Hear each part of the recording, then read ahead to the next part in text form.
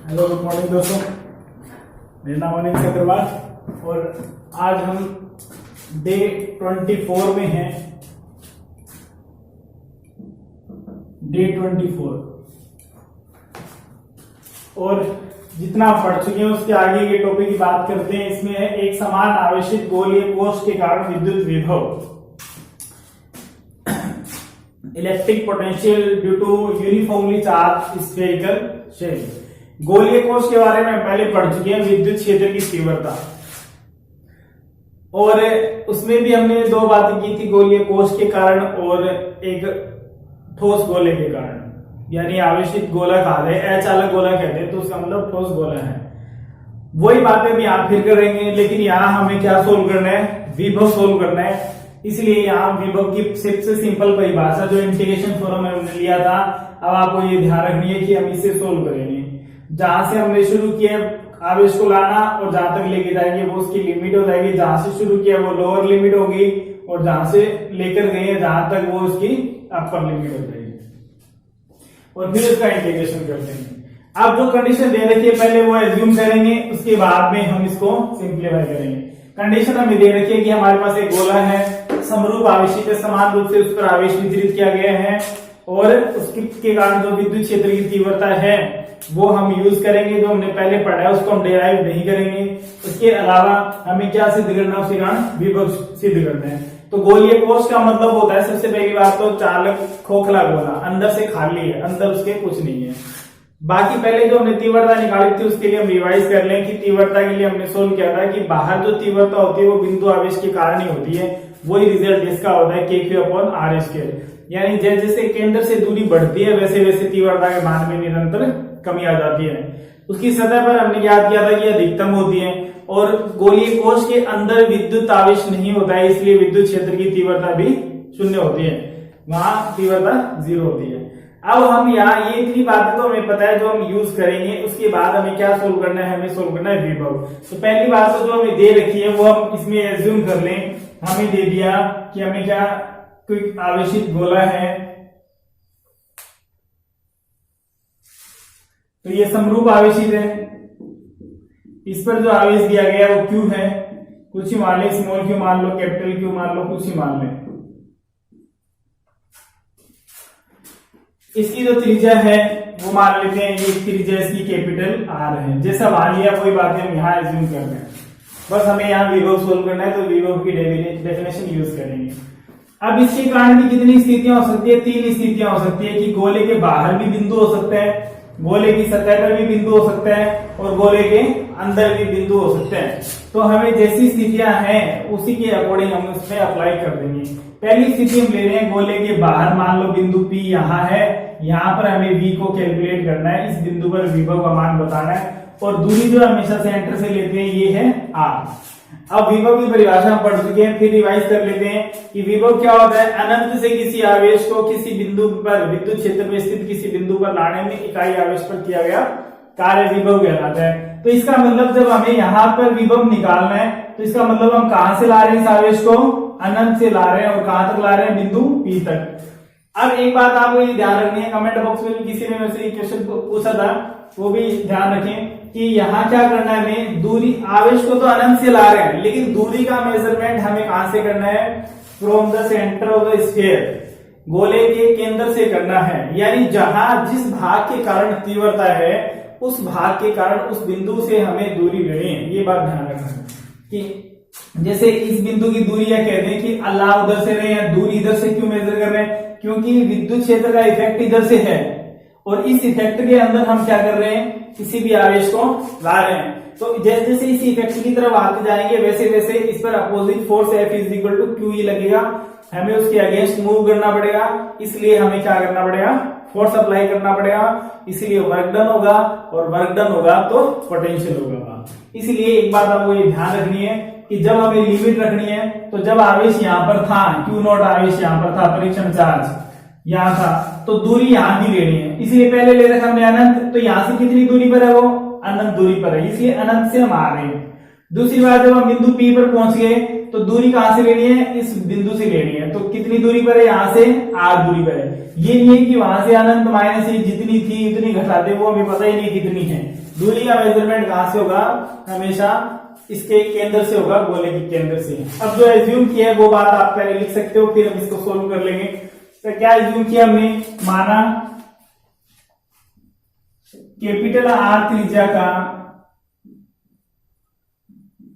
एक क्यू आवेश से आवेशित, क्यू आवेश से समरूप आवेशित गोलीय कोश है,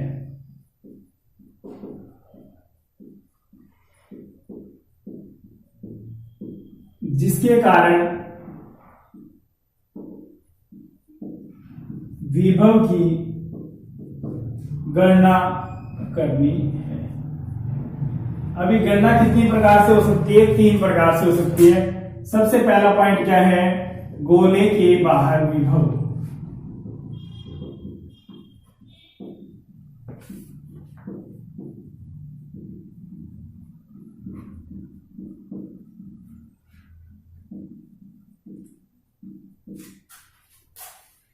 गोले के बाहर small R is greater than क्या हो जाएगा, कैपिटल आर। एक बात तो ये।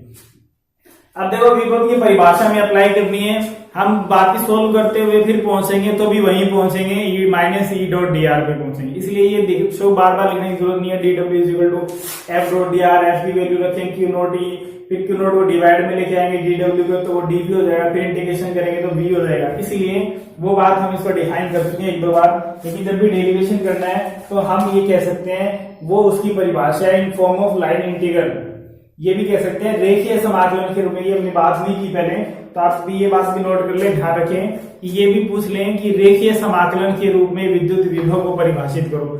तो रेखीय समाकलन किसका, विद्युत क्षेत्र का रेखीय समाकलन। ई डॉट डी आर लेते हैं, डी आर का मतलब क्या है, डिस्टेंस एलिमेंट है, ये डीएल भी लिख सकते हैं इसको। तो ये समाकलन है, इसीलिए ये रेखीय समाकलन। डीएस होता है तो उसको क्षेत्रफल समाकलन कहते हैं, पृष्ठीय समाकलन कहते हैं। डीवी होता है तो उसको आयतन समाकलन कहते हैं। ये चैप्टर 1 में हम पढ़ चुके हैं इसके बारे में।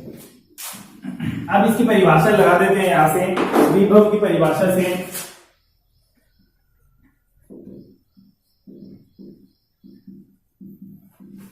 डेरिवेशन वैसे हम ये कर चुके हैं, v is equal to minus E dot D R. अभी ई डॉट डी आर कहां से आया कि हम ये कहां तक लाना है, बिंदु P तक लाना है। किसी समय मान लो इसको यहां तक लेके हम इतना भी साबित करवाया हमने dr, तो dr भी साबित करवाने में विभव क्या होगा, अल्प होगा, और कुल निकालना है तो क्या कर दें, समाकलन करते हैं। अब देखो कहां से कहां तक लेके आ रहे हैं, यहां से जो r की जो वैल्यू है वो कहां से चेंज हो रही है, r बराबर अनंत से। r का मान जब क्यू नोट यहां देखें तो कितनी दूरी पर है, केंद्र से अनंत दूरी पर है। जब यहां पर देखें बिंदु P पर, यहां पर देखें तो ये दूरी कितनी हो जाती है, इसकी r हो जाती है ये दूरी। तो अनंत से r दूरी के मध्य, तो यहां r बराबर अनंत से r बराबर r के मध्य समाकलन करने पर, taking integration from r is equal to infinite to r is equal to r, then v is equal to, we can write as a infinite to r e dot dr, and value of e we know that e is equal to kq upon r square। अब अपने को proof नहीं करना है क्योंकि ये अलग से प्रूफ ही अलग है, ये तो पूरा जो हम पहले कर चुके हैं। तो विभव में हम क्या करना है, इलेक्ट्रिक फील्ड को डायरेक्ट यूज करना है। तो यहाँ वैल्यू पुट कर दें, और ये बिंदु आविष्कार जो विभव निकाला था वही है, ये डेरिवेशन सेम वही है। v is equal to minus, और रिजल्ट भी वही रहेंगे, K Q upon R square D R. तो के क्यू कॉन्स्टेंट है, बाहर आ गया, minus K Q infinite to R 1 upon R square D R. इसका जो इंटीग्रेशन है वो -1 अपॉन आर होता है, ये भी हम पहले बात कर चुके हैं। Integration of 1 upon R square is equal to होता है -1 अपॉन आर। तो ये भी आप ध्यान रखें, v इज इक्वल टू ये आ जाएगा के क्यू एज इट इज, इसकी जगह रख देंगे -1 upon R from infinite to R. Value put कर दो, माइनस को बाहर निकाल लो, प्लस हो जाएगा 1 अपॉन आर -1 अपॉन इंफिनिटी। तो ये रख दें K Q into 1 upon R -1 upon infinite. 1 upon infinite जो होता है वो किसके बराबर होता है, 0 के बराबर होता है, जो भी वैल्यू यूज करते हैं वो ब्रैकेट में लिख दें। तो v इज इक्वल टू क्या आ गया, अतः v इज इक्वल टू आ गया KQ अपॉन R। एक बात तो ये आ गई, समीकरण नंबर 1 देते इसे, v is equal to KQ upon R value आ गई हमारे पास। तो ये तो किसके कारण हो गया, विभव जो है समरूप आवेशित गोलीय कोश के कारण विभव है, लेकिन ये गोले के बाहर किसी बिंदु पर विभव है। अब इसमें दिखाई दे तो v का जो मान है वो दूरी के क्या है, यहां से क्या दिखाई दे रहा है, v is inversely proportional to the distance from the centre of the sphere. तो ये कहां से, केंद्र से दूरी के व्युत्क्रमानुपाती है v का जो मान है। ग्राफ इसका एक साथ ही बना लेंगे हम, वैसे व्युत्क्रमानुपाती ग्राफ पता है हमें कम होती हुई वैल्यू आएगी। अब बात करते हैं दूसरी इसकी कि अगर ये जो बिंदु है वो गोले की सतह पर हो, सतह पर हो तो क्या चेंज हो जाएगा, कोई चेंज होगा, कोई चेंज नहीं होगा। केवल एक ही बात चेंज होगी कि जब हमने बिंदु P सतह पर लिया है तो स्मॉल r और कैपिटल R क्या हो जाएंगे, बराबर हो जाएंगे। तो स्मॉल r की जगह क्या रख देंगे, कैपिटल R रख देंगे, और ये उसकी क्या हो जाएगी, मैक्सिमम वैल्यू होगी। तो यहां से वैल्यू क्या आएगी, सेकंड पॉइंट लें,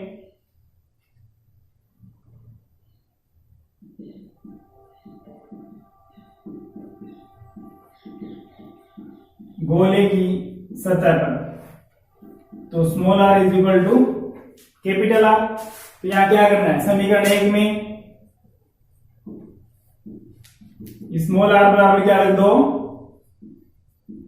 कैपिटल R रखने पर तो वैल्यू आ जाएगी v is equal to KQ upon capital R। Equation number 2। यहां पर ये बात ध्यान रख सकते हो भी आप, सतह पर इसका जो मान है वो अधिकतम होता है और सतह के बाहर जैसे जैसे जा रहे हैं तो दूरी के व्युत्क्रमानुपाती होता है, यानी जैसे जैसे डिस्टेंस इंक्रीज होगी वैसे वैसे पोटेंशियल की वैल्यू डिक्रीज होती रहेगी और इसकी सरफेस पर मैक्सिमम हो जाएगी।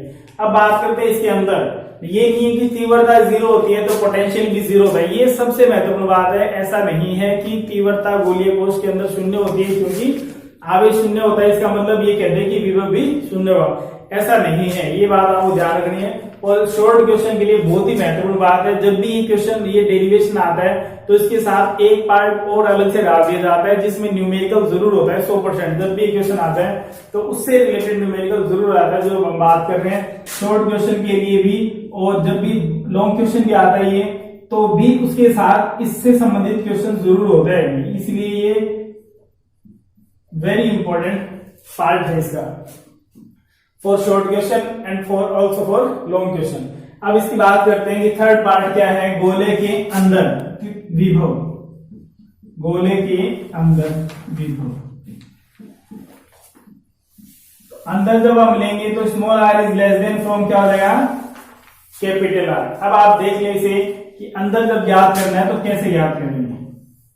ये हमने कोई गोला मान लिया जिसकी त्रिज्या वही कैपिटल R है, वही गोला है ये, और इस पर जो आवेश है समरूप आवेशित है ये Q आवेश समान रूप से इस पे वितरित किया गया है।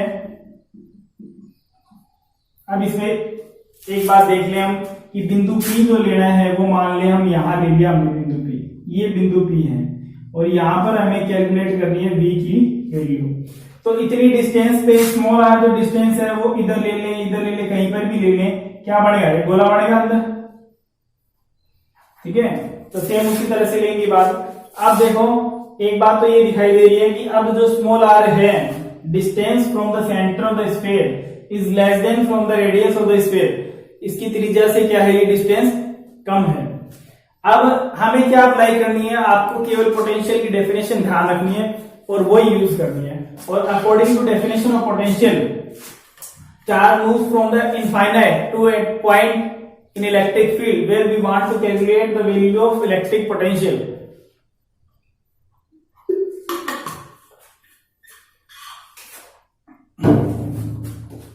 इसका मतलब क्या है, इसका मतलब हमें यहां आना है। अब ये नहीं है कि इधर से आना है, इधर से तो हमें डिस्टेंस मेजर करनी है। ये बात आप ध्यान रखें, हमेशा डिस्टेंस सेंटर से लेनी है, लेकिन जब विभव की परिभाषा ही क्या है, अनंत से किसी बिंदु तक लाने में किया गया कार्य है। तो इसका मतलब आना कहां से, हमें आना हमें कहां से है, कहां से आना है, अनंत से आना है। ये बात आप समझेंगे। तो अनंत से आने के लिए अब यहां से डायरेक्ट हमें नहीं पता कितनी दूरी है, लेकिन इसको हम दो टुकड़ों में डिवाइड कर लेंगे कि जब लिमिट रखेंगे तो ये दूरी हमें पता है कितनी है, इस बिंदु तक की दूरी कितनी है r। तो अनंत से कहां तक आ गए r तक, और r से कहां तक आ जाए इस बिंदु तक, कितनी है ये दूरी स्मॉल r। ठीक है, तो यहां से अनंत से तो कहां तक आए, अनंत से यहां लिख देता हूं मैं, अनंत से तो r तक आए, प्लस फिर r से कहां तक गए हैं जहां तक, क्योंकि दूरी कहां से मापनी है सेंटर से, बहुत बार रिपीट कर लिया हमने, फिर भी ध्यान रखा कि अनंत दूरी जो भी ले रहे हैं हम कहां से, सेंटर से, सेंटर से अनंत की दूरी देखें तो अनंत है, यहां सरफेस की दूरी देखें तो रेडियस है, यहां तक की दूरी देखें तो स्मॉल r है। तो हमें अनंत से आना कहां तक है, स्मॉल r तक है, तो इतनी दूरी में इतनी दूरी ऐड कर दें तो ये पूरी हो जाएगी। और ये दूरी कहां से है, अनंत से कैपिटल R, और फिर कैपिटल R से स्मॉल r जो थोड़ा पार्ट है वो और इसके अंदर ऐड करते हैं। तो डेफिनेशन वो यूज करनी है, by the definition of electric potential V is equal to minus E D R. तो ये लिख रहे हैं हम V is equal to minus E D R, लेकिन लिमिट आपको ध्यान रखनी है कहां से कहां तक लेनी है, अनंत से स्मॉल r तक। अब अनंत से स्मॉल r तक अपने पास क्या है, डायरेक्ट वैल्यू नहीं है, लेकिन हम इसको दो टुकड़ों में लिमिटेड दो पार्ट्स में डिवाइड कर सकते हैं कि अनंत से r, जैसे अगर कोई लिमिट है 0 से 90 तो हम इसको दो टुकड़ों में तोड़ सकते हैं अकॉर्डिंग टू मैथमेटिक्स, 0 से 45 प्लस 45 से 90, रिजल्ट में कोई चेंज नहीं होगा। ठीक है, इसी तरह यहां पर हमें पता है कि अनंत से r तक क्या वैल्यू है और r से स्मॉल r तक क्या वैल्यू है, इसलिए हम इसको दो टुकड़ों में कन्वर्ट कर देते हैं। तो यहां लिख देते हैं अपने इसे माइनस एज इट इज अनंत से capital R E dot D are plus R से स्मॉल r ई डॉट डी आर। ये माइनस बाहर है भी, आप ये ध्यान रखना, ये गलती नहीं करें। अब इस माइनस को अंदर मल्टीप्लाई करेंगे तो ये माइनस में और ये भी माइनस में, चाहे तो लिखते हैं चाहे माइनस को बाहर रखें। अब आपको दो सिचुएशन दिखाई दे रही है, दोनों के कारण हम पढ़ चुके हैं कि अनंत से r तक तीव्रता कितनी होती है, अनंत से r, ये देख लो अनंत से r, यानी अनंत से r तक लेना है, अनंत से r तक। तो कौन सी स्थिति है, गोले के बाहर की स्थिति है, और गोले के बाहर तीव्रता कितनी होती है, के क्यू अपॉन आर स्क्वायर, यानी ई का मान क्या आएगा, K Q upon are square, के क्यू अपॉन आर स्क्वायर आएगा तो फिर वो डेरिवेशन हो गया, यानी सारा ये का ये फिर दोबारा करना है। दूसरी बात इसके अंदर क्या है, small capital R to small r। अब capital R to small r ये वाला पार्ट है, और ये वाला पार्ट कहाँ है, गोले के अंदर है, और गोले के अंदर हमें पता है, ये बात हम पहले पढ़ चुके हैं लास्ट चैप्टर में गाउस के नियम में, कि गोले के अंदर विद्युत क्षेत्र की तीव्रता शून्य होती है अगर वो गोलीय कोश है, तो यानी खोखला गोला है तो अंदर आवेश नहीं होंगे, आवेश नहीं होंगे तो तीव्रता भी नहीं होगी, यानी जीरो होगी। तो ये बात कैसे पता चली, यहां भी लिखा है, यहां भी लिखा है, यहां भी डी आर है, यहां भी डी आर है, लेकिन अब ये कैसे पता, ये रटा नहीं मारना है, कैसे पता चलेगा कि लिमिट से पता चलेगा कि हम है कहां, जब हमारे पास limit capital R to small r है तो इसका मतलब हम कैपिटल R से स्मॉल r के बीच में है, यानी गोले के अंदर है, तो अंदर है तो अंदर तीव्रता नहीं होती, इसलिए जीरो है।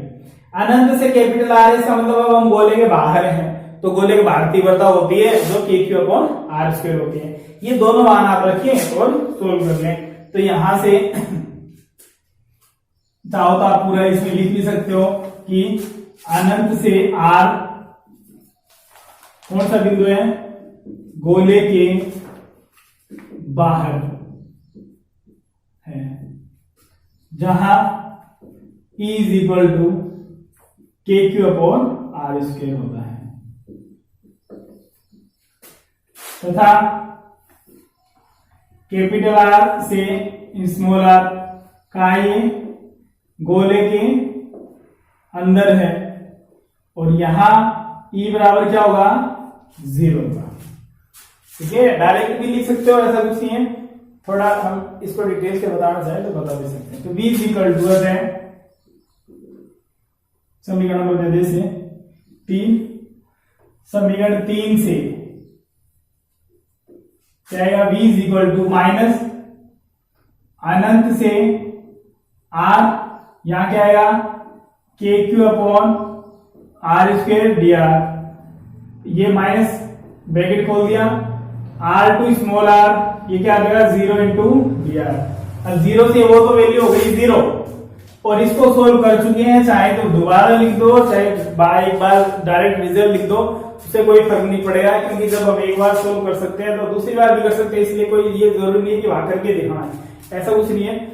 आपने यहाँ कर लिया तो यहाँ आप इसका डायरेक्ट रिजल्ट यूज कर सकते हो, फिर भी हम लिख लेते हैं थोड़ा सा शॉर्ट में इसको, तो ये आ जाएगा -1 अपॉन आर और इनफाइनाइट टू कैपिटल आर,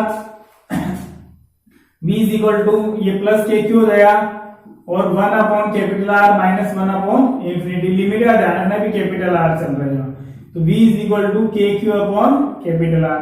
अब यहां से देखो एक सिमिलरिटी दिखाई दे रही है समीकरण 2 में और समीकरण 4 में, दोनों बराबर है। इसका मतलब क्या हुआ, सबसे महत्वपूर्ण जो बात कर रहे थे हम इसके रिजल्ट की, जिससे शॉर्ट क्वेश्चन पूछा जाता है, सबसे ज्यादा पूछा जाता है, वो क्या है कि यहाँ पर भी विभव का मान के क्यू अपॉन कैपिटल आर है, यहाँ पर भी के क्यू अपॉन कैपिटल आर है। इसका मतलब गोले के अंदर भी उतना ही वोल्टेज होता है, उतना ही पोटेंशियल होता है जितना गोले की सतह पर होता है। ये ज्ञात करने की जरूरत नहीं होती, हम क्या करते हैं, हमें दूरी दे देते हैं कि गोले की त्रिज्या 20 सेंटीमीटर, हम इसके क्वेश्चन करेंगे, बहुत महत्वपूर्ण क्वेश्चन है ये। गोले की त्रिज्या 25 सेंटीमीटर है और ये कहते हैं कि गोले के केंद्र से 10 सेंटीमीटर की दूरी पर ज्ञात करो। जब हमें पता है त्रिज्या 25 सेंटीमीटर है तो 10 सेंटीमीटर तो गोले के अंदर ही होगा, तो अपने के क्यू अपॉन आर से फॉर्मूले में रख के सोल्व करने बैठ जाते हैं, जो कि आंसर गलत आता है। जबकि आपको क्या करना है, गोले की सतह पर आपको दे दिया जाएगा कि गोले की सतह पर 10 वोल्ट विभव है और अंदर पूछ रहे हैं केंद्र से 5 सेंटीमीटर दूरी पर ज्ञात करो, तो अंदर भी उतना ही होगा जितना कहां पर है, सतह पर है, उसको सोल्व करने की कोई जरूरत नहीं है। ये सबसे महत्वपूर्ण रिजल्ट है इसका। अतः गोलीय कोश के अंदर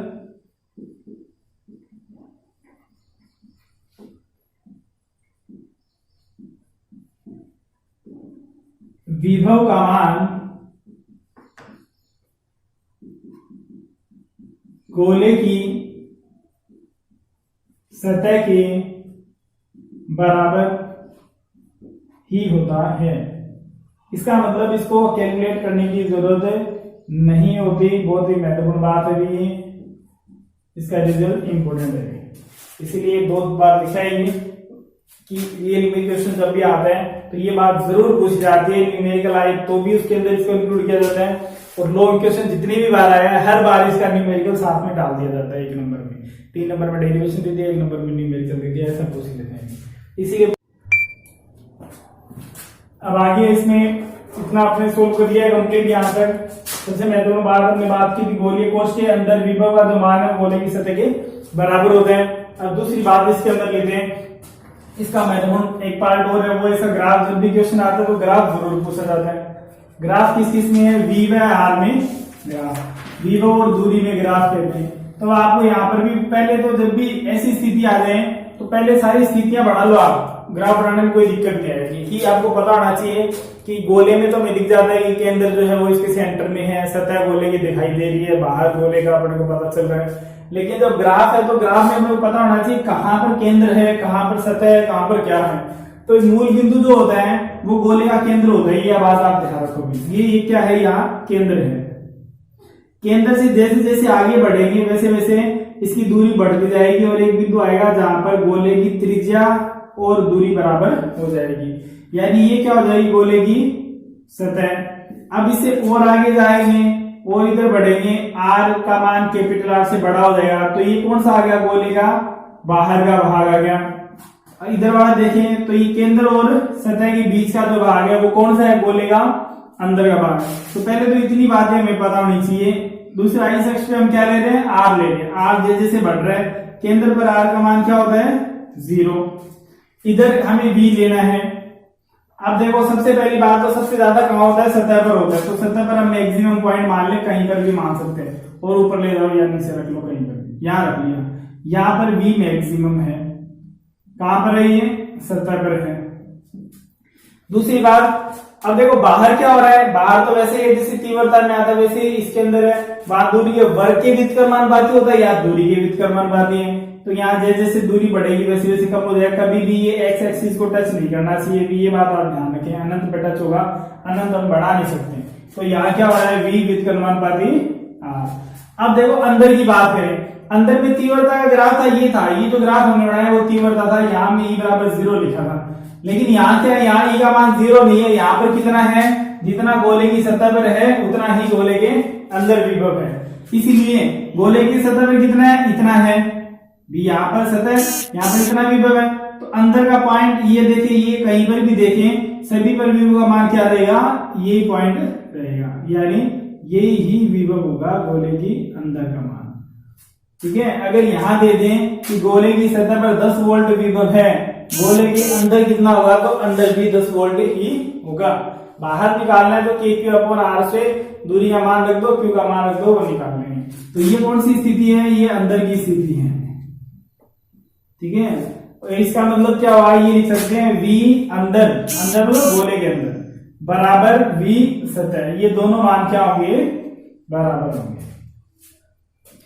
तो ये अपना ये टॉपिक कंप्लीट हो गया।